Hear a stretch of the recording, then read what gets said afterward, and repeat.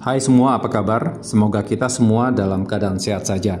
Pada konten kali ini kembali saya akan membahas tentang Jalan Raya Pos yang dibangun oleh Gubernur Jenderal Herman Willem Danles.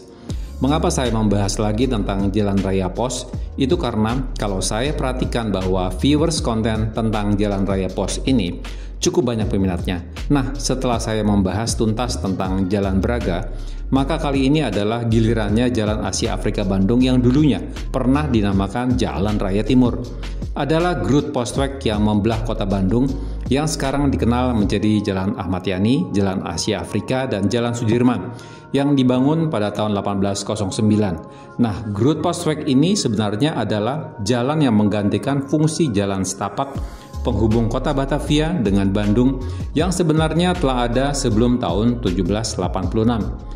Pada konten ini saya mengajak kita untuk mengenal banyak bangunan bersejarah serta bagaimana situasi Jalan Asia Afrika yang dimulai dari tahun 1875 atau 149 tahun yang lalu. Penelusuran ini sendiri dimulai dari ujung barat Jalan Asia Afrika, lanjut menuju ke ujung timurnya. Tanpa berlama-lama yuk, langsung kita mulai saja ya. Ujung barat Jalan Asia Afrika situasinya relatif tidak ada gedung yang worth it untuk dibahas di sini. Atau mungkin saja area itu tidak banyak terdokumentasi. Sepertinya di area itu dominan hadir jajaran toko milik Eropa, Tionghoa, dan Jepang. Kemudian sampailah kita menemukan kantor pos besar Bandung. Saya sertakan juga bagaimana bentuk kantor pos besar Bandung sebelumnya yang berukuran lebih kecil. Kantor pos besar Bandung yang ada sekarang ini dibangun sekitar tahun 1928 hingga 1931. Pada awalnya tempat ini hanyalah rumah pos atau pemberhentian kereta kuda pembawa surat. Saya sertakan juga contoh suatu rumah pos. Lalu dibangunlah kantor pos berukuran kecil di situ pada tahun 1863. Sebelum akhirnya direnovasi besar-besaran pada tahun 1928. Oh ya, kantor besar Bandung sekarang ini diarsiteki oleh arsitek asal Belanda yaitu J. van Gent. Ada jalan yang memisahkan gedung kantor pos besar dengan gedung Bank Eskomto yang kalau sekarang ini ditempati oleh Bank Mandiri. Nama jalan itu adalah Bancai. Nah, pertemuan antara jalan ini dengan Jalan Asia Afrika membentuk suatu pertigaan dan untuk memudahkan maka kita namakan saja itu pertigaan Bancai ya. Di hook dekat pertigaan ini pernah dijadikan tempat parkir sepeda yang cukup ramai. Sebenarnya di situ dulunya hadir suatu perempatan, tetapi jalan yang menuju ke arah utara yaitu Jalan Alun-Alun Timur ditutup bagi perluasan Masjid Bandung. Sehingga perempatan itu berubah menjadi pertigaan. Perhatikan, di tengah pertigaan ini selalu standby seorang polantas. Tepat pada tanggal 29 Januari 1912, Bank Eskomto pindah ke gedung baru di sudut timur yang dibentuk oleh Jalan Asia Afrika dan Oud Kerkhoffsweg atau Jalan Bancai. Gedung indah yang mulai dibangun tahun 1909 hingga 1911 ini bergaya arsitektur neoklasik dengan menggunakan material yang didatangkan dari Eropa. Bangunan ini memiliki 2 lantai dengan pintu dan jendela yang berukuran besar. Di bagian depannya terdapat pilar-pilar yang menjulang tinggi dan di bagian atasnya terdapat ornamen berbentuk jam. Bank Eskomto adalah bank yang pertama di kota Bandung. Bank ini awalnya eksis mulai tahun 1857 di kota Batavia. Ia dipercaya oleh para pengusaha perkebunan yang ada di wilayah Bandung dan sekitarnya. Jadi, bank ini hadir jauh sebelum Bandung ditetapkan sebagai kota Gemeente, yaitu pada tanggal 19 Mei 1900. Nah, kini ia menjadi Bank Mandiri. Ada dokumentasi tahun 1914 di mana saat itu sedang dilakukan pembangunan gedung Nilmich. Sementara itu, kantor Eskomto sudah tegak berdiri di sampingnya. Perusahaan Nilmich sendiri berdiri pada tahun 1859. Gedung 2 lantai ini masih berdiri hingga sekarang. Perancangnya yakni arsitektur Snoeif, ia memberikan sentuhan gaya neoklasik Art Deco pada gedung ini. Di sebelah kanan gedung Nilmich ini hadir bangunan kantor Siemens yang mulai berdiri pada tahun 1913. Lokasinya di Jalan Asia Afrika nomor 55 Bandung. Info tertua yang tercatat bahwa pada tahun 1917 di lokasi ini telah dibuka Unibank cabang Bandung. Pada awal tahun 1924, direksi Siemens and Halske di Berlin, Jerman, memutuskan untuk mendirikan kantor perwakilan di Hindia Belanda dalam rangka menjual produk-produknya di bidang telegrafi, telepon, radio ronsen, alat ukur, dan sebagainya. Kantor ini dibuka di kota Bandung pada bulan April 1924. Tidak diketahui secara pasti siapakah perancang gedung Swarha. Namun faktanya, gedung ini dibangun dengan gaya Nieuwbouwen, suatu aliran yang banyak dipakai oleh arsitek Belanda sebelum Jepang menduduki Hindia Belanda. Gaya ini sering juga disebut gaya Albers look, yakni gaya arsitektur yang terpengaruh oleh rancangan arsitek A.F. Albers, yaitu arsitek Hotel Savoy Homan. Salah satu ciri khas dari gaya seperti ini adalah dihindarinya penambahan elemen-elemen dekoratif. Dengan gaya seperti ini, maka gedung Swarha pun memiliki bentuk bangunan yang melengkung seperempat lingkaran tanpa ada elemen-elemen khas.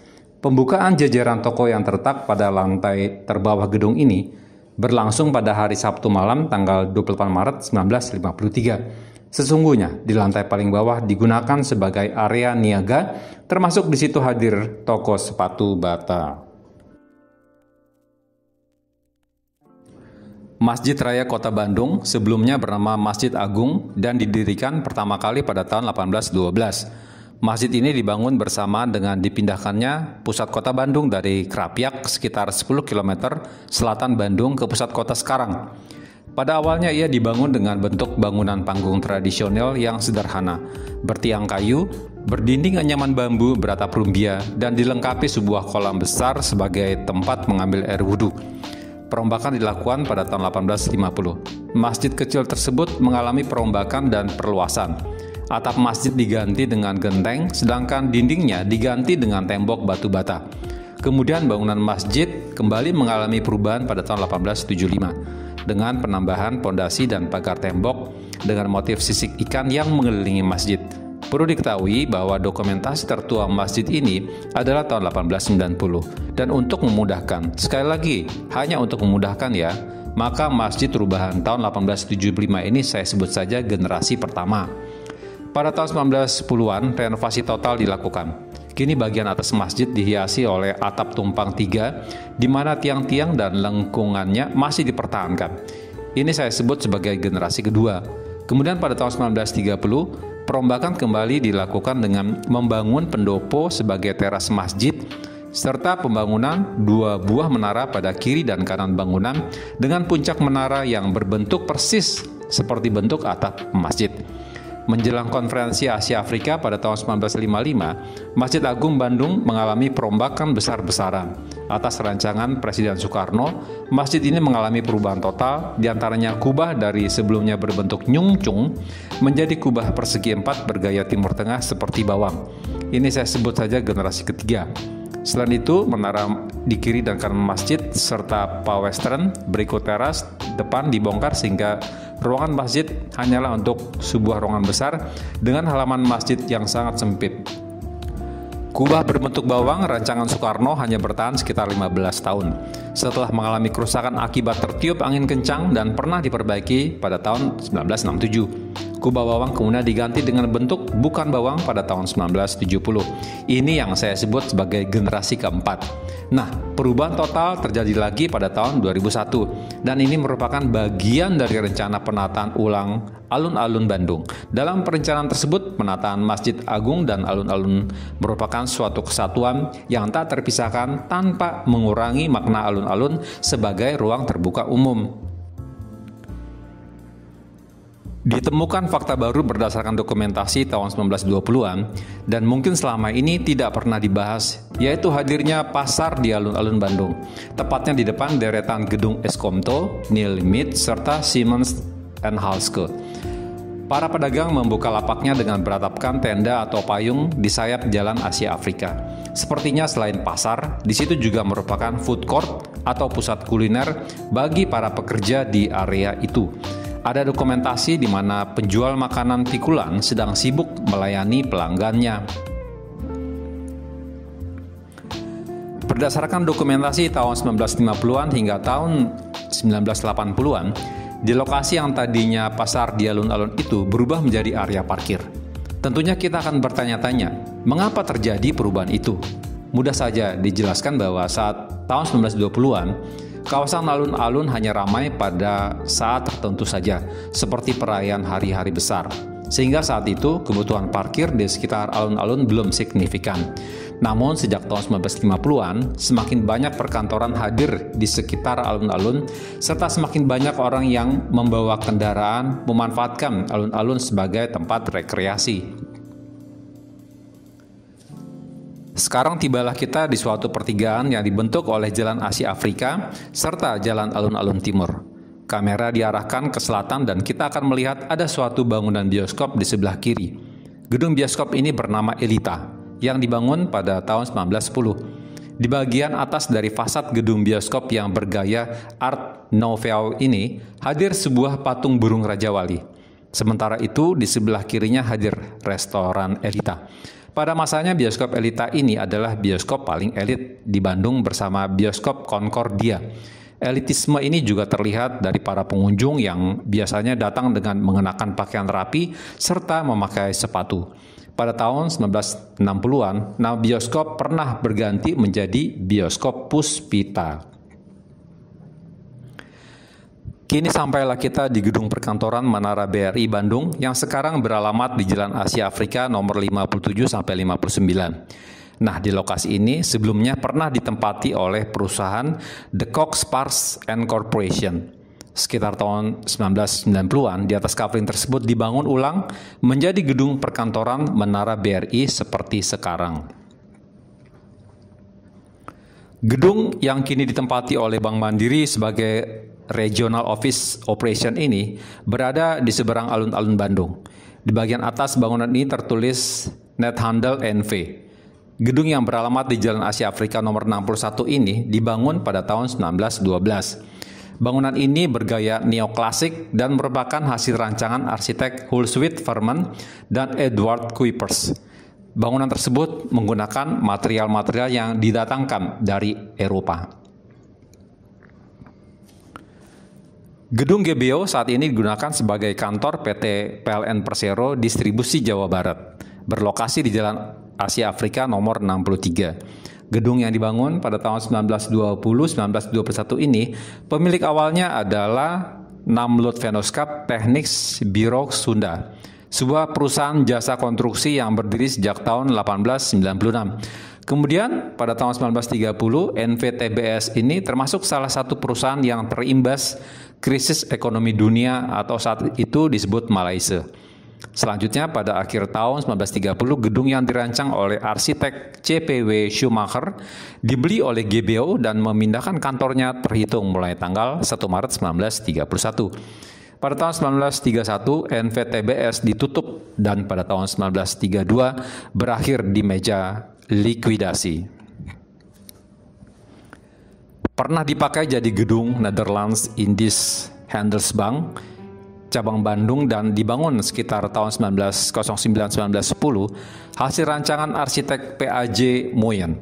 Kemudian pada dokumentasi tahun 1933-1937 diketahui bahwa gedung ini dipakai sebagai kantor percetakan dan penerbitan atau toko buku Boekhandel Fisher and Corporation. Perusahaan Slighters and Corporation ini bergerak di bidang usaha asuransi. Dokumentasi tertuanya adalah pada tahun 1920. Tidak banyak informasi tentang gedung ini. Gedung Merdeka yang terletak di hook Jalan Asia Afrika serta Jalan Braga dulunya adalah gedung Societe Concordia yang dibangun pada tahun 1895. Gedung ini awalnya merupakan tempat berkumpul para pekerja dan keluarga orang-orang Belanda. Pada tahun 1926, gedung ini direnovasi oleh trio arsitek yakni Wolf Schumacher, Albers, dan Van Galen. Tadi sudah disebutkan bahwa Societe Concordia dibangun pada tahun 1895 sebagai pengganti gedung sebelumnya dan ia diresmikan pada tanggal 18 Januari 1896. Kemudian pada tahun 1921 di atas lahan di sisi barat gedung Societe Concordia yang bekas lokasi The Javase Bank cabang Bandung dibangunlah gedung teater Skoburg Concordia, masih satu kepemilikan dengan Societe Concordia. Kembali ke gedung Merdeka yang sekarang, Sejak digunakan untuk perhelatan Konferensi Asia Afrika pada tahun 1955, Gedung Schouwburg Concordia dinamakan Gedung Merdeka, sedangkan bekas Société Concordia sekarang menjadi Museum Asia Afrika. Dengan demikian, pada episode pertama ini, tuntas sudah bahasan kita mengenai susur jalan raya pos secara virtual, khususnya Jalan Asia Afrika, yang dimulai dari ujung barat sebelum kantor pos besar ke arah timur hingga sampai ke Gedung Merdeka 150 tahun yang lalu. Banyak pengetahuan baru yang berharga tentang bagaimana situasi jalan raya pos tempo dulu yang membelah kota Bandung. Nantikan episode pemuncaknya yang akan dimulai dari Toko De Vries hingga ke Simpang 5 di ujung timur. Berharap semoga ini semua bermanfaat bagi kita. Terima kasih sudah menonton hingga akhir dan telah setia mensupport channel ini. God bless you bro and sis. Please like, share, comment, and subscribe.